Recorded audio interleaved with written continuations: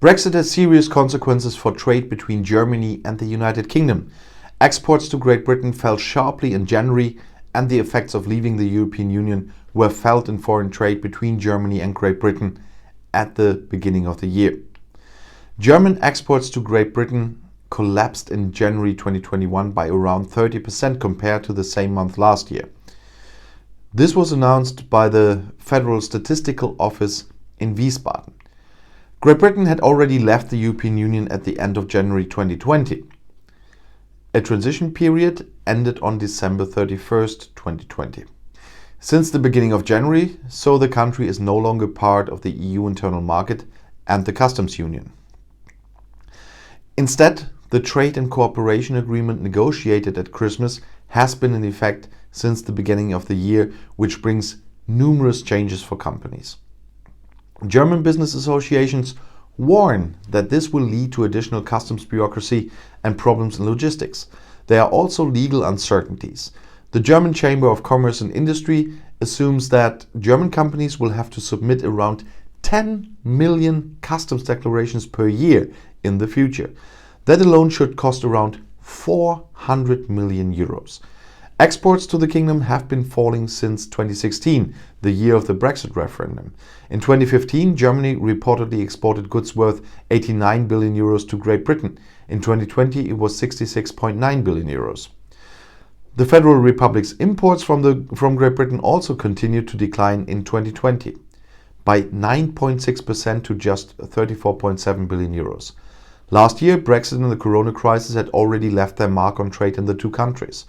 German exports to the United Kingdom fell year on year by 15.5% to I said it already, 66.9 billion euros. According to the information, this was the sharpest decline since the financial and economic crisis of 2009. There was 17% minus.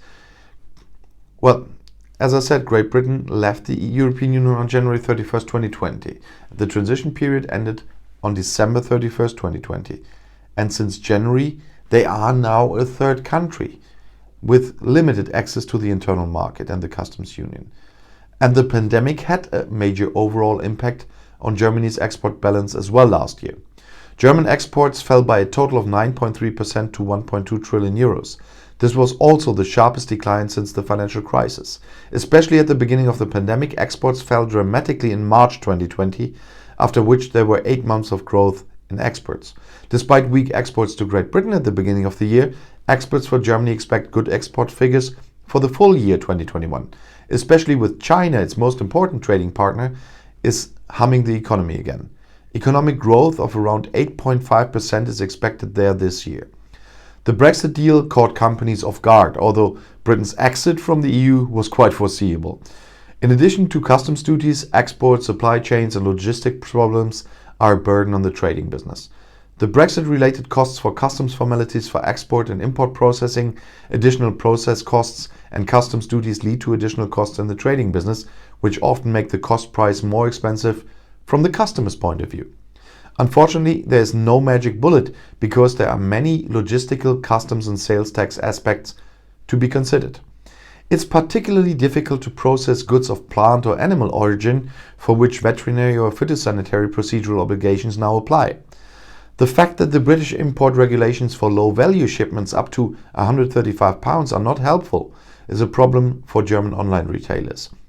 The reason is that higher quality shipments are also delivered, so that processes for regular customs clearance are necessary anyway. When importing into Great Britain using the normal procedure, the question also arises as to which party is the declarant. A British subsidiary could help out, as could a British middleman or shifting the import declaration obligation to the end customer. The latter, however, is detrimental to business success. In addition, VAT registration of the online retailer is often required, even if import customs clearance is shifted to the customer. In order to reduce customs service provider costs, it should be checked whether consignments can be transported in a consolidated manner, registered for import and only broken open in Great Britain and sent to the end customer. Building up a local inventory also offers the possibility of shortening delivery times. Every online retailer has to find the right model for them and adapt their business model if necessary. In practice, processing returns is difficult. For customs clearance, it must be clear which articles are being returned and with what value. An electronic export declaration is often required for high-quality shipments. The export process can often only be organized efficiently and in accordance with the rules if returns are consolidated by a service provider in Great Britain and returned to the EU in bulk shipments. This leads to additional costs that make a return uneconomical. Processing in the EU becomes even more complicated on July 1st when the customs and sales tax processing of low-value shipment is reorganized. It's important to understand that customs, import sales, and consumption taxes are part of tax law and therefore care is required. This also applies to the other regulations such as veterinary regulations or requirements for product registrations. Ultimately, it only helps to familiarize yourself intensively to consult the really helpful websites of the EU Commission and the British or German Customs Administration, to use training and further education measures, as well as advice, and to involve reliable customs service providers for operational processing. The Brexit preparation projects have shown that communication is crucial. Even if contracts concluded before Brexit already contain clear regulations that address the respective obligations of the parties, in practice this does not mean that the business partners are aware of these regulations or have the same understanding of what action is required or which party is responsible for the costs.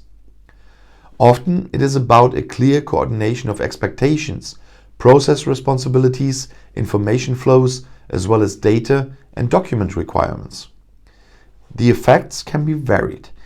It is essential that companies carefully examine the service relationships, the need to adapt processes, ERP systems, or invoicing. As in customs law, Northern Ireland plays a special role in terms of sales tax and continues to be a EU territory for trade in goods and a third country for trade in services, like the rest of the UK. One major change concerns the handling of deliveries to and from the UK. In the B2B area, intra-community deliveries of goods were often tax-free and could be processed as cash flow neutral purchases in the target country. Now, in principle, import sales tax is due, which can be deducted as input tax, but usually requires sales tax cash flow. For exports to Great Britain, please note that other requirements and documentation requirements apply in order to claim the tax exemption. So far in the B2B sector, deliveries have been made tax-free if a German customer picks up the goods in Germany and transports them to Great Britain. For exports to the UK, however, this is no longer possible for collection cases. For example, the phytosanitary requirement that wooden pallets or containers must be heat treated in accordance with the ISPM 15 standard to protect against pests. I made a video about this a few weeks ago. Many non-certified pallets are currently still in use. If the customs authorities begin to monitor the standard intensively, there is a risk of considerable damage to the supply chains. A significant challenge for many small and medium-sized companies is also the rule-compliant determination and declaration of the EU preferential origin, the rules of origin, according to the regulations of the new Trade and Cooperation Agreement, so that they can benefit from the tariff-free regime. Establishing a supplier declaration and preference management at the exporter can be a highly complex matter.